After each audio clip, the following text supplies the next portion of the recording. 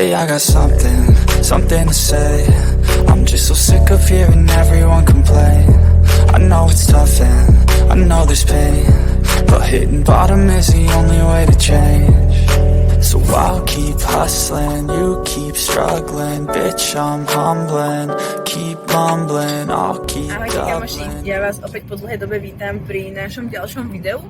Toto video teda bude konkrétne cesta do Grécka, ideme na preteky. Ako ste si mohli všimnúť, už dlhšiu dobu na našom kanáli nič nevyšlo, pretože sa nám nechcelo. To je jednoduchý dôvod, kvôli čomu nevyšli žiadne videá.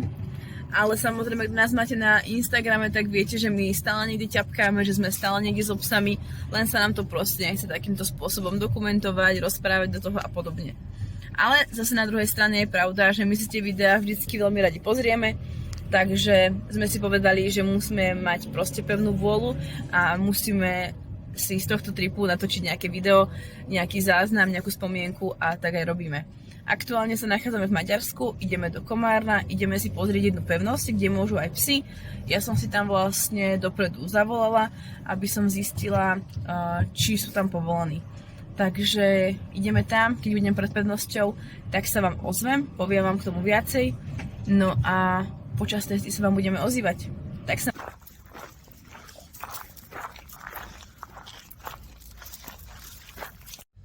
Tak my sme už na svojej prvej zastávke, plánujeme ísť tu na túto pevnosť. Volá sa to Monoštor, ak to správne vyslovujem. Mala by to byť najväčšia pevnosť v strednej Európe, nachádza sa teda v Komárne. Volala som si pred príjazdom, psi by teda mali byť povolení, takže uvidíme. Dáme vám viacej infošiek, keď budeme vnútri.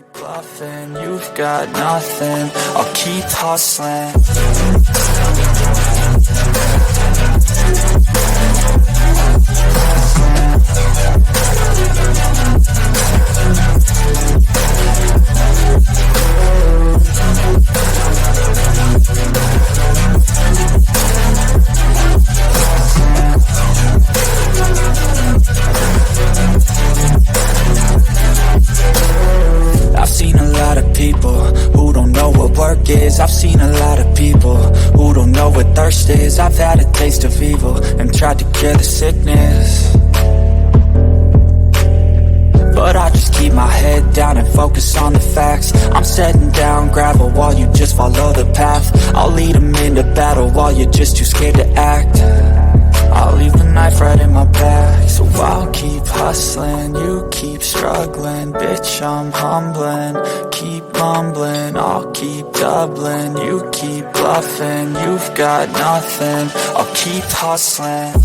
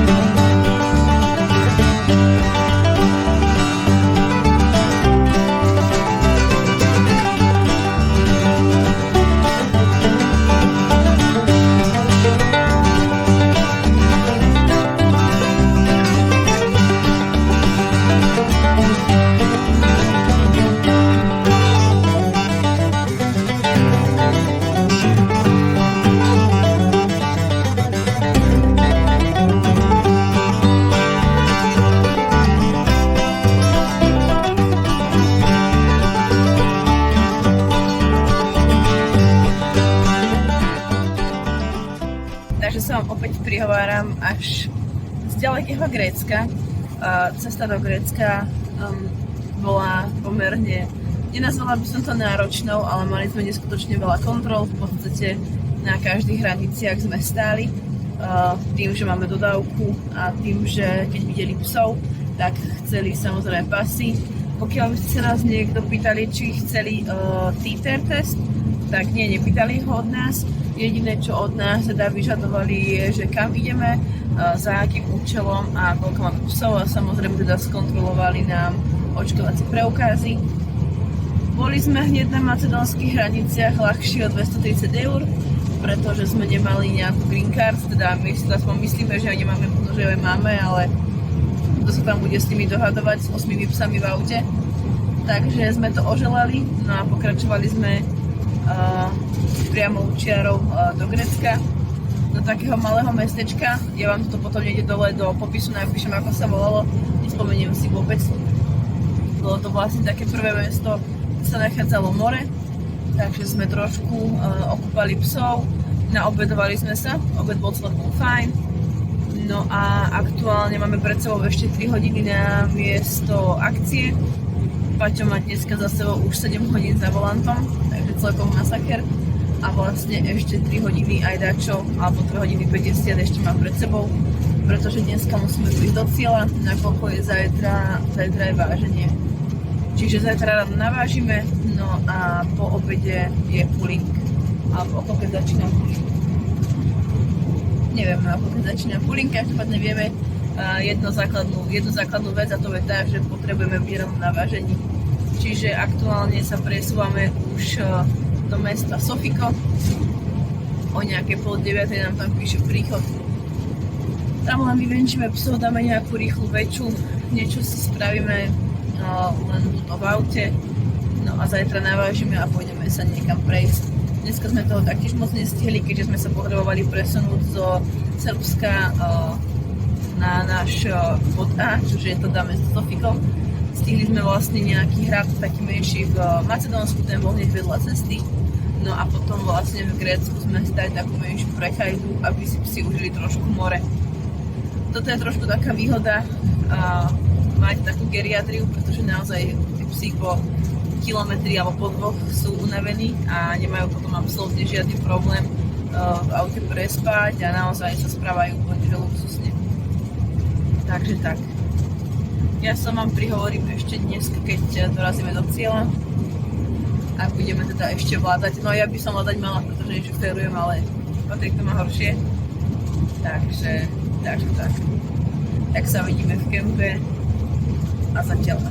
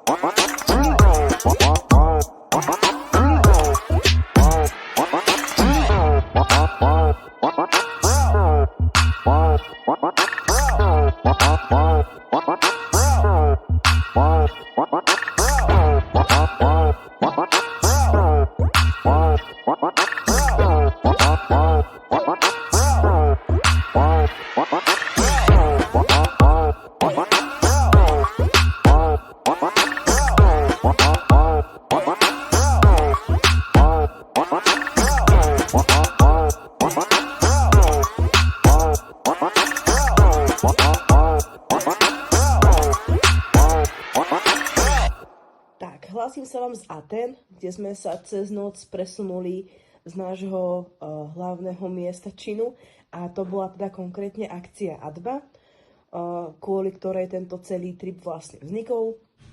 Samozrejme sa nám celkom slušne darilo. Voldemort sa umiestnil na 3. mieste na výstave, odniesol si 1. miesto na weightpullingu, Atenka si taktiež vyťahala 1. miesto na weightpullingu a Eden si odnáša 2. miesto v kategórii Ace, taktiež v kategórii weightpulling. No a aktuálne sa presúvame do Bulharska, kde budeme tráviť zvyšok času v hlavnom meste Sofia. No a kam odtiaľ to povedú naše ďalšie kroky, to sa nechajte prekvapiť.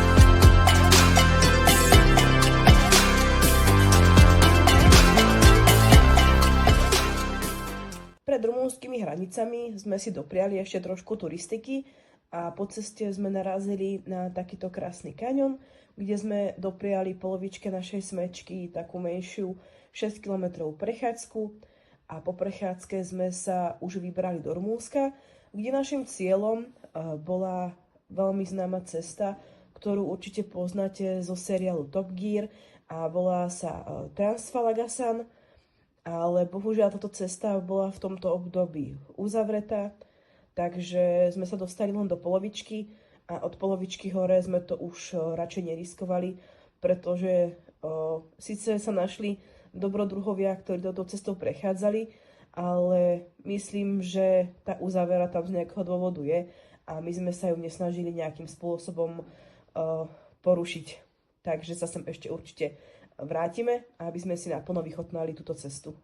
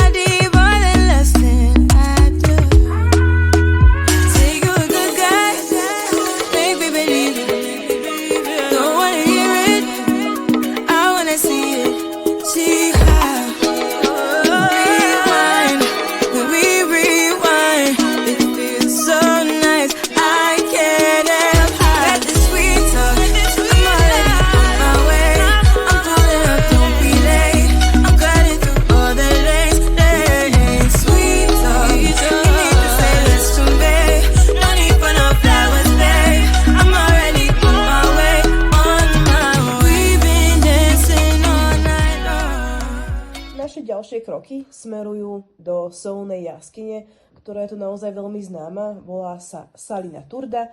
Bohužiaľ sem psi majú vstup zakázaný, ale aj napriek tomu, už keď sme tu, tak sme nemohli túto atrakciu vynechať, tak sa poďte sami pozrieť do tejto krásnej solnej jaskyne.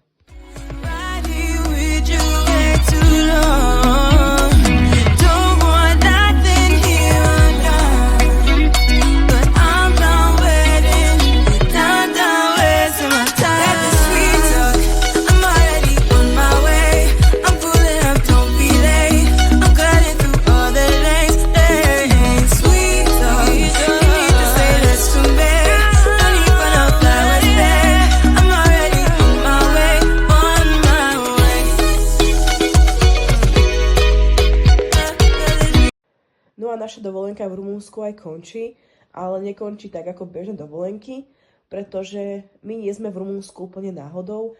Sme tu hlavne kvôli tomu, že som si vybrala chovateľa, od ktorého si aktuálne ideme zobrať nášho nového člena smečky. Kto by ste nevedel, je to Patterdale Terrier. Je to úplne niečo iné, je to úplne taká pre nás taká zmena.